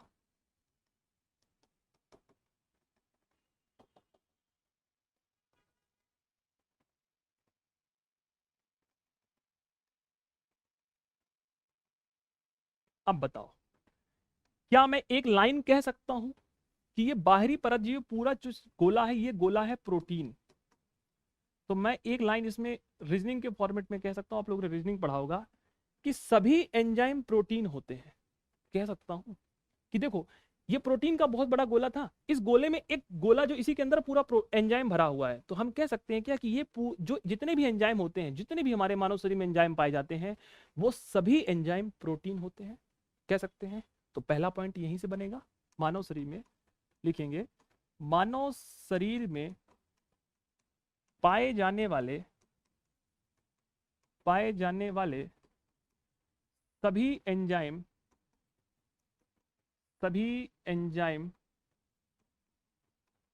प्रोटीन कहलाते हैं, सभी एंजाइम प्रोटीन कहलाते हैं। पहली पॉइंट क्लियर। अगर हमने एंजाइम के लिए लिखा है कि सभी एंजाइम प्रोटीन होते हैं, तो एक लाइन और कह सकते हैं कि मानव शरीर में पाए जाने वाले सभी हार्मोन्स प्रोटीन होते हैं। दूसरा लाइन भी कह सकते हैं यहां पर कि मानव शरीर में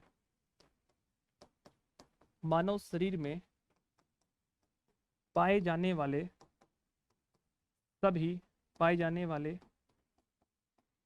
सभी हार्मोन्स, हार्मोन्स को इंग्लिश में हार्मोन्स कहते हैं, एंजाइम को भी इंग्लिश में एंजाइम कहते हैं, सभी हार्मोन्स प्रोटीन कहलाते हैं। क्या कहलाते हैं? प्रोटीन कहलाते हैं। जब ये दो लाइन यहां पर बन गई कि सभी एंजाइम प्रोटीन है और सभी हार्मोन्स प्रोटीन है, या आपको दोनों चीजें समझ में आ रही है क्या यहां तक की बात? क्लियर भैया? ये मान लो पूरा प्रोटीन का बाह्य आवरण क्या है? ये बाह्य आवरण है आपके पिताजी, और ये आप हो और ये आपका छोटा भाई है, ऐसे समझ लो। तो अब मैं कह सकता हूं कि आपका निर्माण भी आपके पिताजी से हुआ है, और आपके छोटे भाई का निर्माण भी आपके पिताजी से हुआ है। और पिताजी क्या है? प्रोटीन है। आप क्या है? एंजाइम है। और आपका छोटा भाई हार्मोन्स क्या है? वो भी इंसान है, इंसान के रूप में है। तो ये दोनों का निर्माण प्रोटीन से हुआ है, ऐसे समझो। तो सभी एंजाइम प्रोटीन होते हैं, सभी हार्मोन्स प्रोटीन होते हैं, पर सभी प्रोटीन एंजाइम नहीं होंगे, और ना सभी प्रोटीन हार्मोन्स होंगे। इस बात को लिख लीजिएगा कि सभी प्रोटीन एंजाइम नहीं होते, सभी प्रोटीन एंजाइम नहीं होते। ये लाइन सबसे इंपॉर्टेंट है। और दोस्तों, ये वाली लाइन और ये वाली लाइन सबसे ज्यादा एग्जाम में पूछी जाती है कि बताइए सभी एंजाइम क्या प्रोटीन होते हैं? बिल्कुल होते हैं, सभी एंजाइम प्रोटीन होते हैं। पर दूसरी लाइन, क्या सभी प्रोटीन एंजाइम होते हैं? बिल्कुल नहीं, सभी एंजाइम प्रोटीन होंगे पर सभी प्रोटीन एंजाइम नहीं होगा। इस बात को बना लीजिए कॉपी में अपने, जिससे कि लास्ट में भी आपको चीजें याद रहेंगी। ठीक है, चलो।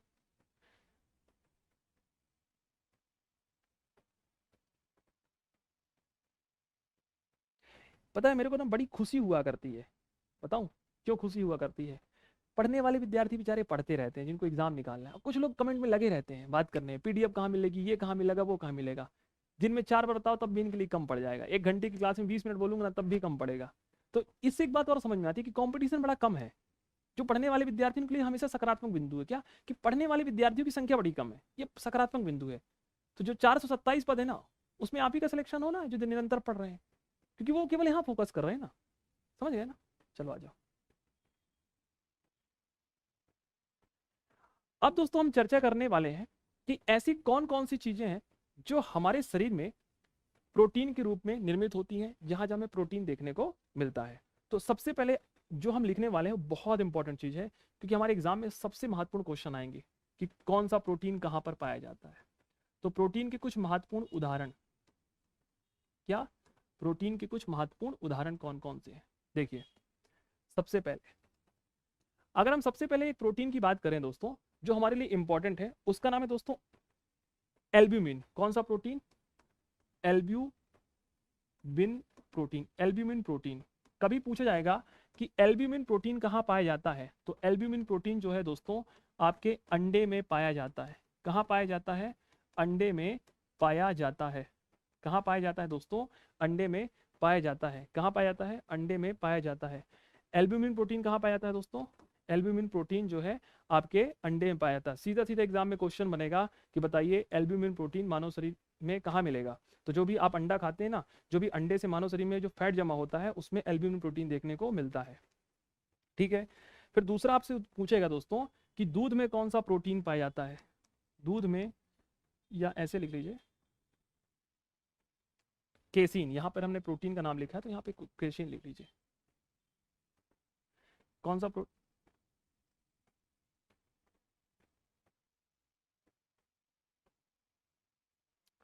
चलो गायब ही हो गया, कोई दिक्कत नहीं, फिर से हम लिखे देते हैं। पहला हमने क्या लिखा? Albumin protein. तो एल्ब्यूमिन प्रोटीन किस में पाया जाता है दोस्तों? एल्ब्यूमिन प्रोटीन जो है आपके अंडे में पाया जाता है। किसमें पाया जाता है? अंडे में पाया जाता है। किसमें पाया जाता है? अंडे में पाया जाता है।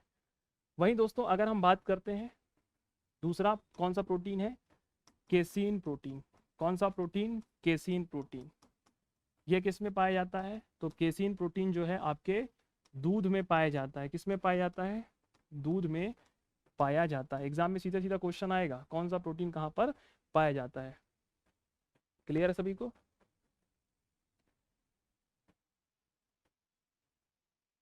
ठीक है, तो आपको पहले याद रखना है एल्ब्यूमिन अंडे में, केसीन जो है दोस्तों आपके दूध में पाया जाता है।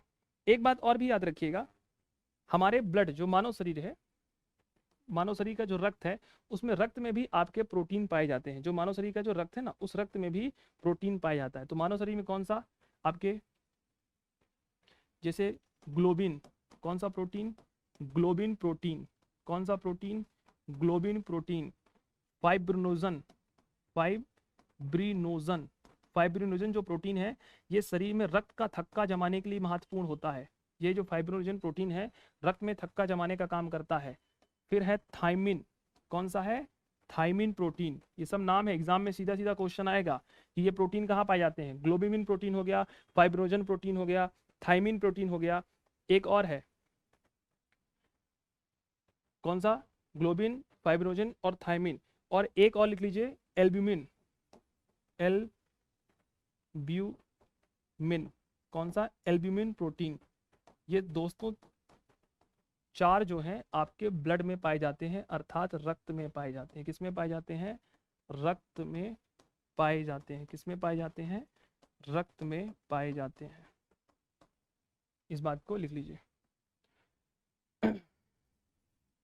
कौन कौन सा है आपके?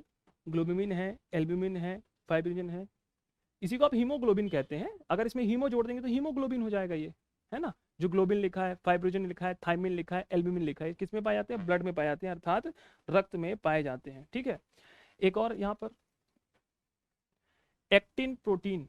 कौन सा प्रोटीन? एक्टिन प्रोटीन और मायोसिन प्रोटीन।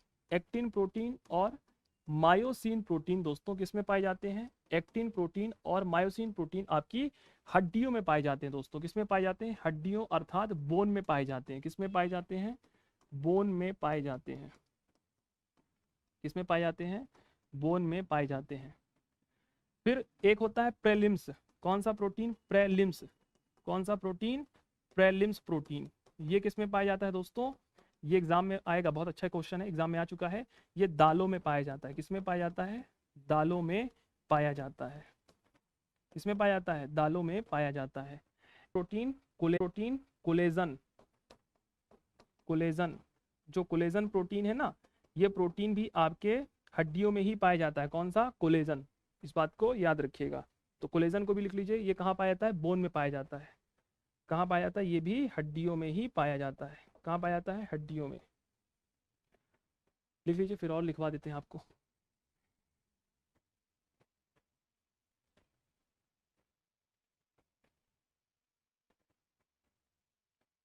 एक पाया जाता है दोस्तों लिम्फोसाइटिन प्रोटीन। कौन सा? लिम्फोसाइटिन प्रोटीन। यहाँ पे लिखे देते हैं लिम्फोसाइटिन। लिम्फोसाइटिन जो प्रोटीन है ये मानव शरीर में बहुत इंपॉर्टेंट होता है। ये क्या करता है? ये प्रतिरक्षा के लिए इंपॉर्टेंट होता है, एंटीबायोटिक करता है, प्रतिरक्षा में सहयोगी होता है। ये हमारे शरीर में एंटीबायोटिक का निर्माण करता है, अर्थात प्रतिरक्षा में सहयोगी होता है। लिम्फोसाइट ब्लड में पाया जाता है ये प्रोटीन। किसमें? ब्लड में। ठीक है, थायमिन हो गया, फाइब्रिनोजन हो गया, ग्लोबिन हो गया, एल्ब्यूमिन हो गया, ये ब्लड में पाया जाता है। केसिन जो है दूध में है, एल्ब्यूमिन अंडे में है, एक्टिन मायोसिन हड्डियों में है, प्रेलिम्स दाल में है, केराटिन जो है बालों में पाया जाता है। किसमें पाया जाता है? बालों में। अब दोस्तों जो अनाज होता है ना, अनाज, उसमें ग्लूटीन प्रोटीन पाया जाता है। कौन सा? ग्लूटीन। एग्जाम में क्वेश्चन आ चुका है, कौन सा प्रोटीन? Gluten protein. तो ग्लूटीन प्रोटीन किसमें पाया जाता है? ये पाया जाता है हमारे अनाजों में। किसमें पाया जाता है दोस्तों? अनाजों में पाया जाता है। किसमें पाया जाता है? अनाजों में पाया जाता है। जो भी हम अनाज वगैरह खाते हैं ना, उसमें कौन सा प्रोटीन होता है? उसमें ग्लूटीन प्रोटीन होता है। कौन सा? ग्लूटीन। इंग्लिश में लिख दें भैया, लिम्फोसाइट को इंग्लिश में लिम्फोसाइट कहते हैं। लिम्फोसाइट किसमें पाया जाता है? प्रतिरक्षा, मतलब इसे एंटीबायोटिक कहते हैं। क्या करता है, ये एंटीबायोटिक के रूप में काम करता है। ठीक है। एल्ब्यूमिन प्रोटीन किसमें पाया जाता है, अंडा, अंडा को बोलते हैं एग में पाया जाता है। केसिन प्रोटीन, केसिन को केसिन कहते हैं, दूध में पाया जाता है। ग्लूमिन, फाइब्रिनोजन, थायमिन, एल्ब्यूमिन ब्लड में पाया जाता है। ग्लूटिन जो है अनाज में पाए जाते हैं, जो पल्सेस वगैरह होती हैं। एक्टिन, मायोसिन हड्डियां अर्थात बोन में पाया जाता है। प्रेलिम्स दालों में पाया जाता है। दाल को क्या बोलते हैं अंग्रेजी में, दाल ही ना बोलते होंगे। केराटिन की बात कर लेते हैं। केराटिन प्रोटीन जो है बाल तथा नाखूनों में पाया जाता है। कोलेजन किस में पाया जाता है, हड्डियों में पाया जाता है। ठीक है। पल्सेस, दाल को अंग्रेजी में पल्सेस बोलते हैं भाई, इतना तो अंग्रेजी आती है हमसे। चलो, अब इसमें अंग्रेजी वाला क्या है भाई, हड्डी को बोन कहते हैं, दाल को पल्सेस कहते हैं, बाल को हेयर कहते हैं, बस यही सब चीजें हैं। अंग्रेजी में क्या बताएं, बताइए।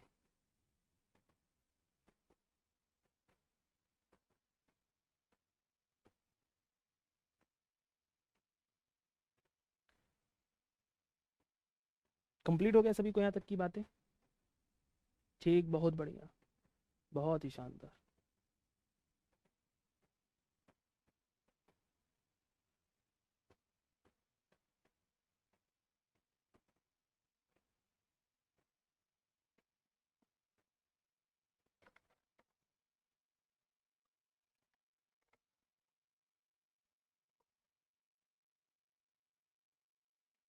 तो दोस्तों, लगभग जितना प्रोटीन था वो हमने पढ़ लिया। अब एक बार पीपीटी को रीड कर लेते हैं, केवल रीड करना है प्रोटीन के बारे में। प्रोटीन की दोस्तों अगर हम बात करते हैं, आइए चर्चा करते हैं। प्रोटीन शब्द किसने दिया, प्रोटीन शब्द का सर्वप्रथम उपयोग जे बर्जीलियस के द्वारा किया गया है, बिल्कुल सही है। प्रोटीन की दोस्तों अगर हम बात कर लेते हैं, प्रोटीन का जो निर्माण है 6 से 14 साल तक के बच्चों के विकास के लिए बहुत इंपॉर्टेंट होता है। जो भी प्रोटीन है ये बहुत इंपॉर्टेंट होता है। प्रोटीन क्या करता है, ये हमारे देह निर्माण अर्थात जीवन सामग्री के नाम से जानते हैं, अर्थात ये बॉडी का फॉर्मेशन करता है, अर्थात कोशिकाओं अर्थात टिश्यू को निर्मित करने का काम करता है। वही दोस्तों हमने प्रोटीन के बारे में पढ़ा था कि प्रोटीन में कार्बन पाया जाता है, हाइड्रोजन पाया जाता है, ऑक्सीजन पाया जाता है, अर्थात इसमें जो सबसे महत्वपूर्ण चीज पाई जाती है वह इसमें नाइट्रोजन पाया जाता है। इसीलिए प्रोटीन को नाइट्रोजनी उर्वरक भी कहते हैं, ये लिखा है। इसके पश्चात दोस्तों अगर हम प्रोटीन के बारे में और भी चर्चा करते हैं, तो प्रोटीन सबसे महत्वपूर्ण किसमें पाया जाता है, सोयाबीन में। सोयाबीन में जो प्रोटीन का जो रेशियो है दोस्तों, ये आपको 42 से लेकर 46% तक देखने को मिलता है। सोयाबीन सबसे अच्छा स्रोत है किसका, प्रोटीन का। अंडे क्या है, प्रोटीन का सबसे अच्छा स्रोत है। मूंगफली की बात कर लेते हैं, तो मूंगफली भी सबसे ज्यादा स्रोत है। तो ये लिखा हुआ है कि इसमें 46, कभी कभी एग्जाम में 42 भी पूछ लेता है, कभी बार 44 भी होता है, कभी कभी 45 होता है। सिंपल सी बात है कि 42 से ऊपर ही आपको इसमें प्रोटीन देखने को मिलेगा। वही ये लिखा हुआ है कि सबसे बड़ा जो उसके बाद प्रोटीन के बाद, प्रोटीन में सोयाबीन के बाद जो सबसे महत्वपूर्ण है वो है मूंगफली, क्योंकि इसमें 26% क्या पाई जाती है, प्रोटीन पाई जाती है, और 49% क्या है, वसा पाया जाता है। तो कभी आपसे पूछ ले कि मूंगफली में प्रोटीन ज्यादा होता है कि फैट ज्यादा होता है, तो मूंगफली में 26 प्रोटीन है और 49 क्या है, वसा है। 49 वसा है और 26% यहाँ पर दोस्तों क्या है, प्रोटीन है। कभी आप 100 ग्राम कच्ची मूंगफली अगर खा लेते हैं तो आपको 1 लीटर दूध के बराबर प्रोटीन मिलता है। कितना, 1 लीटर जो दूध होता है उसमें जितना प्रोटीन होता है वह आपके 100 ग्राम कच्ची मूंगफली को खाने से मिलता है। ये मूंग लिखा है पर वहां पे मूंगफली होना चाहिए था। आइए दोस्तों अगर हम बात कर लेते हैं प्रोटीन की संरचना के बारे में। प्रोटीन जो है नाइट्रोजन युक्त कार्बनिक पदार्थों का सम्मिश्रण है। ये बहुत सारे अमीनो अम्लों से मिलकर बना है। किससे मिलकर बना है दोस्तों, बहुत सारे अमीनो अम्लों से मिलकर बना है। हाँ, अब एक बात याद रखिएगा, जो ये प्रोटीन है ना, ये प्रोटीन टूटता है तो किससे टूटता है, तो प्रोटीन जब टूटेगा तो ये अमीनो अम्लों में मिलकर टूटेगा। तो जब ये बताइए कि जब छोटे छोटे अमीनो अम्ल आपस में मिलते होंगे तो बहुत सारे छोटे छोटे अमीनो अम्ल मिलकर एक श्रृंखला बनाते होंगे, एक श्रृंखला बनाते होंगे कि नहीं बनाते होंगे। अगर ये प्रोटीन अमीनो अम्ल में टूटता है तो अमीनो अम्लों को जोड़ दिया जाए तो वापस से प्रोटीन बन जाएगा। तो अमीनो अम्ल आपस में किससे जुड़ेंगे, तो एक अमीनो अम्ल दूसरे अमीनो अम्ल से जो बॉन्ड से जुड़ता है उसे हम बोलते हैं पॉलीपेप्टाइड बॉन्ड। क्या बोलते हैं, पॉलीपेप्टाइड बॉन्ड। क्या बोलते हैं, पॉलीपेप्टाइड बॉन्ड के नाम से जानते हैं। अब देखो, प्रोटीन पॉलीपेप्टाइड संरचना है। प्रोटीन किससे मिलकर बना है, प्रोटीन जो है पॉलीपेप्टाइड संरचनाओं से मिलकर बना है, अर्थात बहुत सारे अमीनो अम्ल की इकाइयां आपस में मिलकर पॉलीपेप्टाइड बंध के द्वारा जुड़कर प्रोटीन का निर्माण करती हैं। मतलब एक अमीनो अम्ल दूसरे अमीनो अम्ल से किससे जुड़ा है, पॉलीपेप्टाइड बॉन्ड के द्वारा जुड़ा है, और जब वो जुड़ जाएगा तो बहुत सारी श्रृंखलाएं जुड़ने के पश्चात प्रोटीन का निर्माण कर देंगी। ठीक है, इसके पश्चात दोस्तों लिखा है कि मानव शरीर में 20 से 22 अमीनो अम्ल पाए जाते हैं, जो कि बिल्कुल गलत है। यहाँ पर केवल 20 होना चाहिए था, पीडीएफ में करेक्शन करवा देंगे। तो यहाँ पर मानव शरीर में कुल 20 अमीनो अम्ल पाए जाते हैं। फिर दोस्तों अगर हम बात कर लेते हैं, प्रोटीन मानव शरीर की संरचना का पदार्थ है, बिल्कुल सही है, क्योंकि किस लिए इंपॉर्टेंट काम करता है, ये कोशिकाओं, समझा चुके हैं, कोशिकाएं अर्थात टिश्यू, सेल्स अर्थात ऊतकों के लिए बहुत इंपॉर्टेंट है, जिससे फॉर्मेशन हो रहा है ना। मानव शरीर का लगभग 15% जो भाग है किससे मिलकर बना है, प्रोटीन से ही मिलकर बना है। जल के बाद दूसरा सबसे महत्वपूर्ण घटक है जिससे मिलकर मानव शरीर बना है। ठीक है, याद रखिएगा, जल के बाद जो सबसे महत्वपूर्ण जो घटक है वो क्या है, प्रोटीन है। मानव शरीर में सर्वाधिक भाग किसका है, मानव शरीर में सबसे ज्यादा जो भाग है जल का है, और जल क्या है, अकार्बनिक है, इसमें कार्बन नहीं पाया जाता, क्योंकि जल का फॉर्मूला केवल H2O है। जल में देखिए कार्बन नहीं है, जल केवल हाइड्रोजन प्लस ऑक्सीजन से मिलकर बना है। जल में हाइड्रोजन के 2 बॉन्ड है और ऑक्सीजन का 1 बॉन्ड आपस में मिलकर जल का निर्माण कर रहा है। परंतु प्रोटीन क्या है, प्रोटीन कार्बनिक है। क्यों, क्योंकि प्रोटीन में कार्बन भी है, हाइड्रोजन भी है, ऑक्सीजन भी है, प्लस नाइट्रोजन भी है। ठीक है, इसलिए जो प्रोटीन है उसको क्या कहते हैं, नाइट्रोजन उर्वरक के नाम से जानते हैं। पाचन क्रिया के दौरान प्रोटीन जो है अमीनो एसिड में टूट जाता है। देख लो, अभी अगर शुरुआत में समझ लिया है ना, केवल रीड कर रहे हैं अपन, केवल रीड, एक एक लाइन समझा चुके हैं आपको कि क्यों प्रोटीन को अमीनो एसिड कहते हैं, कैसे टूटता है, कैसी श्रृंखला बनती है, कैसे पाचन में सब चीजें होती हैं। अब जो सबसे महत्वपूर्ण बात है वो ये है, प्रोटीन संबंधी बीमारियां, कि प्रोटीन संबंधित कौन कौन सी बीमारियां होती है। प्रोटीन संबंधित 2 बीमारियां होती हैं, देखिए समझिए दोस्तों। पहली बीमारी का नाम है क्वासियोरकर। क्वासियोरकर किससे होती है, ये भी प्रोटीन से होती है, और दूसरे का नाम है मेरास्मस। ये दोनों ही प्रोटीन से संबंधी बीमारियां होती हैं। आइए समझ लेते हैं कि क्वासियोरकर क्या है।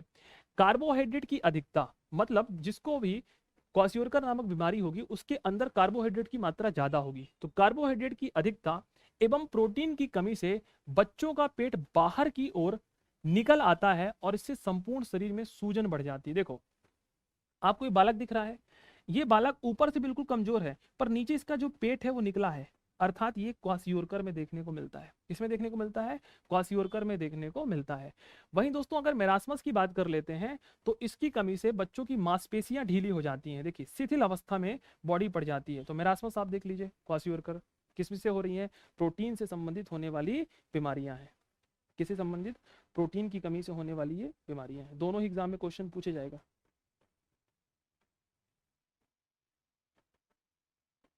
ठीक है, वही दोस्तों अगर हम बात कर लेते हैं प्रोटीन की संरचना, मैंने हाईलाइट कर दिया है कि प्रोटीन की जो संरचनात्मक इकाई है वो क्या है, अमीनो अम्ल है। अर्थात प्रोटीन किससे मिलकर बना है, प्रोटीन अमीनो अम्ल से मिलकर बना है। सभी एंजाइम प्रोटीन होते हैं, चर्चा कर लिया है कि सभी एंजाइम प्रोटीन होते हैं, परंतु सभी प्रोटीन एंजाइम नहीं होते हैं। कुछ हार्मोन्स जैसे सिक्रेटिन, सिक्रेटिन की जो सबसे इंपॉर्टेंट बात है कि इसे पहला खोजा गया हार्मोन्स कहते हैं। सिक्रेटिन क्या है, एक हार्मोन्स है।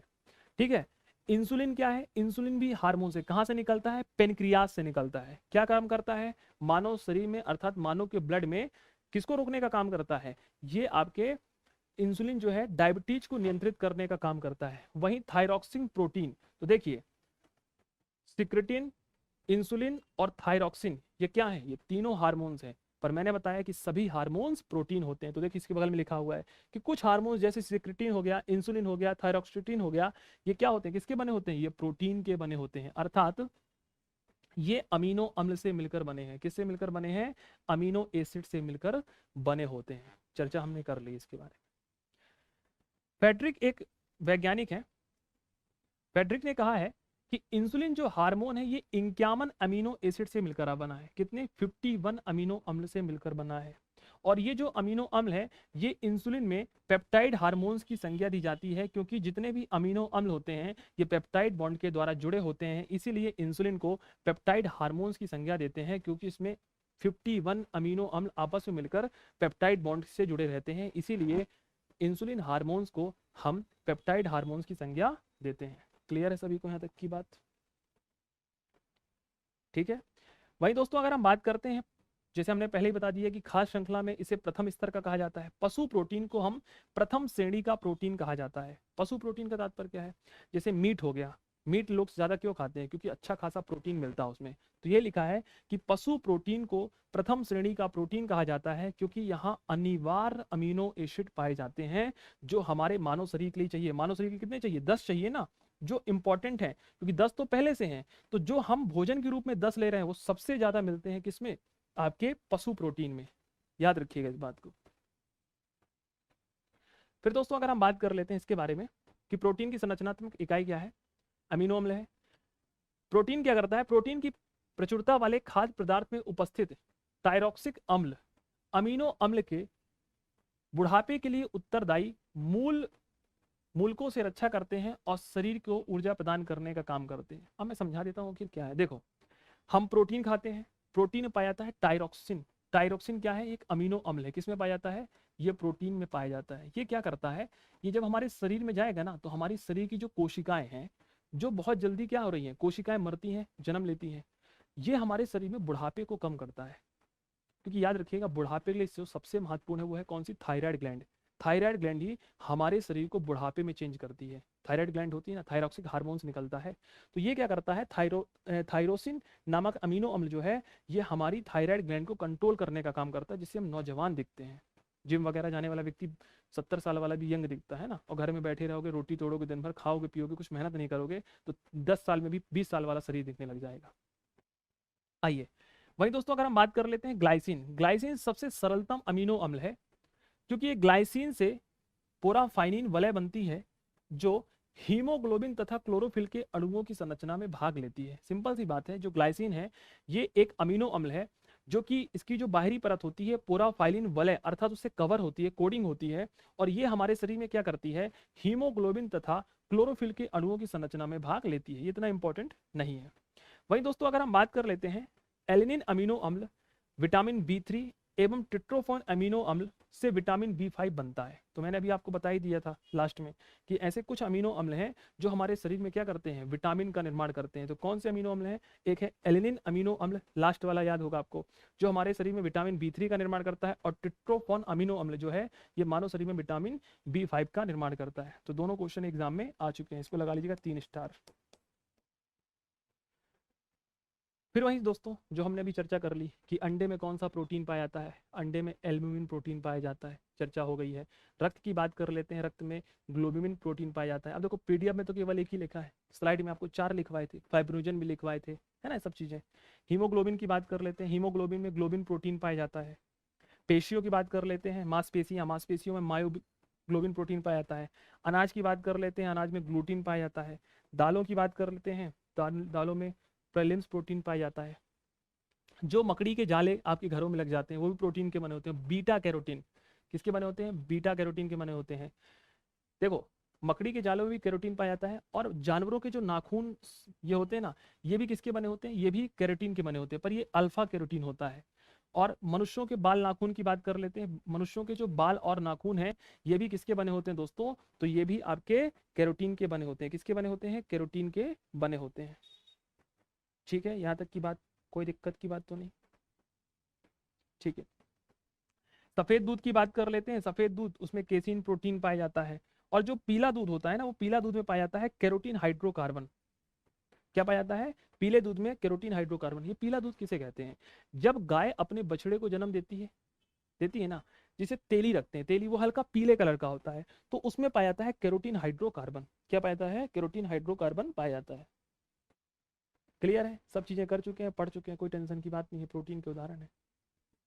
प्रोटीन के कार्य क्या है? प्रोटीन के कार्य हम पहले ही बता चुके हैं कि शरीर की वृद्धि एवं विकास करने के लिए प्रोटीन इंपॉर्टेंट है। किसके लिए? शरीर की वृद्धि और विकास के लिए प्रोटीन इंपॉर्टेंट है।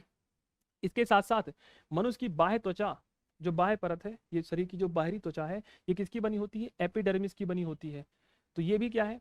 Carotene protein. और जो बाहरी त्वचा होती है किसकी बनी होती है? एपिडर्मिस की बनी होती है। अभी बताइए, आप नहाते हैं तो पानी बाल्टी, एक बाल्टी डालते हैं, वो पानी आपके शरीर के अंदर जाता है? नहीं जाता ना, बाहर से ही निकल जाता है। क्यों? क्योंकि हमारी जो त्वचा है वो किससे मिलकर बनी है? ऊतकों से मिलकर बनी है। ऊतकों किससे मिलकर बना है? ऊतक मतलब टिश्यू जो है कोशिकाओं से मिलकर बना है।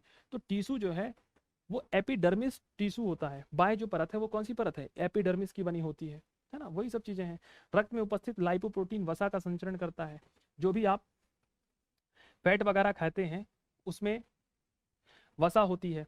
और रक्त में उपस्थित कौन सा प्रोटीन होता है, जो लाइपोप्रोटीन होता है, ये क्या करता है, ये फैट का संचरण करता है। किसका संचरण करता है, फैट का संचरण करता है। अगर इसकी मात्रा ज्यादा हो जाएगी तो क्या होगा, इसकी मात्रा ज्यादा हो जाएगी तो हमारा जो ब्लड है फ्लो नहीं हो पाएगा, और अगर इसकी मात्रा हमारे कहाँ हार्ट में जमा हो गई तो हार्ट अटैक आ जाएगा। क्या हो जाएगा, हार्ट अटैक। हम फैट वाले चैप्टर में आपको पढ़ाएंगे कि कैसे हमारे शरीर में हार्ट अटैक आता है। हार्ट वाले सेक्टर में पढ़ेंगे, फैट वाले ही पढ़ेंगे, क्योंकि कोलेस्ट्रॉल जमा हो जाता है। फिर दोस्तों ये लिखा हुआ है कि अगर एक कार्यशील महिला है, जैसे आपके घर में माता जी होंगी, हमारे घर में जो माता जी हैं, उनको कितने ग्राम प्रोटीन लेना चाहिए, 45 ग्राम प्रोटीन दिन में लेना चाहिए। और एक स्तनपान कराने वाली जो महिला है, एक महिला जो अपने बच्चे को स्तनपान कराती है, उसे 65 से 70 ग्राम प्रोटीन की आवश्यकता पड़ती है। एंजाइम अमीनो एसिड से मिलकर बनी संरचना है जिसका मुख्य कार्य अधातु, नाइट्रोजन तथा जैव उत्प्रेरक का काम है। अब एक बात मेरी समझना, एंजाइम को यहां पर लिखा गया है कि ये जैव उत्प्रेरक होते हैं। क्या होते हैं, जैव उत्प्रेरक। इनको इंग्लिश में बायो कैटलिज्म के नाम से जानते हैं, बायो कैटलिज्म। ठीक है, इसका तात्पर्य क्या होता है, जैसे आपके घर में स्टेबलाइजर था, आप टीवी को लेकर आइए, सीधे प्लग से लगा दीजिए तब भी चलेगा, पर लाइट डिम हो गई तो टीवी बंद हो जाएगी। स्टेबलाइजर था तो क्या हुआ, लाइट धीमी है, तेज है, क्या है, तब भी काम हो रहा है। एंजाइम क्या करते हैं, एंजाइम आप डाइजेशन वाले सिस्टम में पढ़ाया हूं कि एंजाइम क्या करते हैं, एंजाइम लाइट जब धीमी है तो भी स्टेबलाइजर काम कर रहा है। आपने भोजन किया और भोजन आपके शरीर में 6 घंटे तक नहीं पच रहा, क्यों, अगर आपके शरीर में एंजाइम कम हो जाएगा। तो एंजाइम क्या करता है, भोजन को तीव्र जल्दी से पचाने का काम करता है। तो एंजाइम क्या है, जैव उत्प्रेरक है, अर्थात बायो कैटेलिज्म है। क्या है, बायो कैटिकल है, कैटेलिज्म कहते हैं, कैटिज्म। ये जैव उत्प्रेरक के रूप में काम करता है। अब फिर हमें पढ़ना है दोस्तों कल वसा, तो कोई प्रश्न हो, कोई दिक्कत हो तो पूछ लीजिए। आई थिंक यहाँ तक सब चीजें हमने कर ली हैं।